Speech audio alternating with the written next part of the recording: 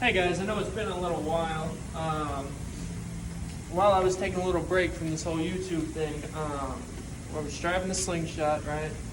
And something happened, and the coolant line actually blew right fed to the turbo, and got coolant all over it. It took like a month and a half just to find the right part to get it back up and running. And then it doesn't have a purge valve for the coolant system, so we had to figure out a way to get that going. And we finally got it where we needed it to be able to make a 2.5 hour drive.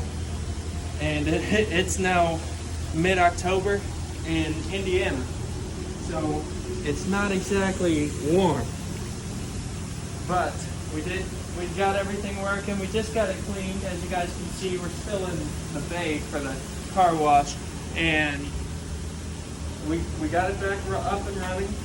So yeah, I guess now the only thing left to do is drive it.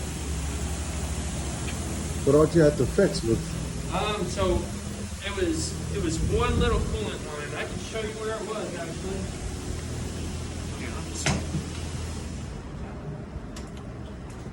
So if you come over here, this steel braided line right here is what blew. And that's why, if you can tell, that's copper, that's the black NRG stuff and Innovative Racing. But we actually had to go to a plumbing place, and they had to custom make this fitting because you couldn't find any of them at all. But yeah, we took this one off and we brought it in there and told them basically just recreate what that is, because it's the same type of fitting, everything's the same on it, just goes to two different sides of the turbo right there. So we had to get that going, and then obviously we had to put more coolant in it because it didn't have any at all by the time it had finally done everything it needed to. And we got new coolant, got it all burped and everything. I think we're sitting in the middle mark right now between low and full. So you had an issue burping the system, right? What you have to do? So usually there's a purge valve on these. Not on these, but on most vehicles, right? There's a purge valve somewhere close to here. Instead, we had to keep the radiator cap, the reservoir cap open. We had to come over here and squeeze this hose. And you can see it making bubbles right there. So we had to do that until all of the air was out of the system, or else it would overheat again.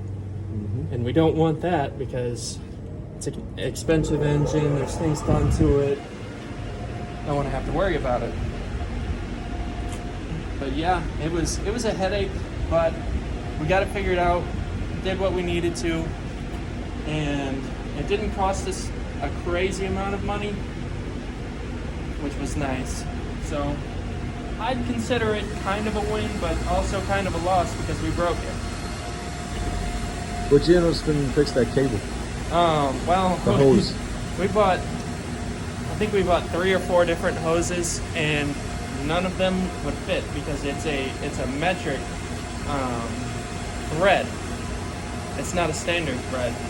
So I bought 3 or 4 of them, which were each like $20 a piece. So roughly $80 on wrong parts. And then we finally went over to the plumbing place and got it done there, and it ended up costing $75 for the correct cable, for them to recreate the one that we already had and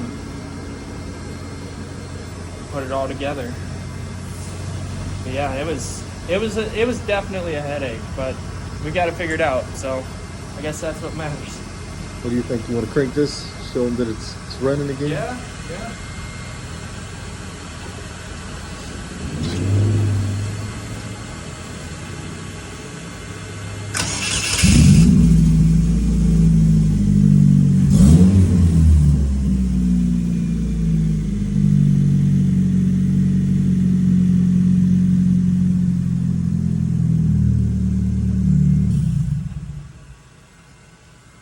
But yeah, guys, so we might have some t-shirts coming out soon. If you look for that, we'll have it up on some kind of website. We're still working on it, so give us a little bit of time on it, obviously, but we're working on doing that kind of stuff. And like always, I'll see you guys in the next video.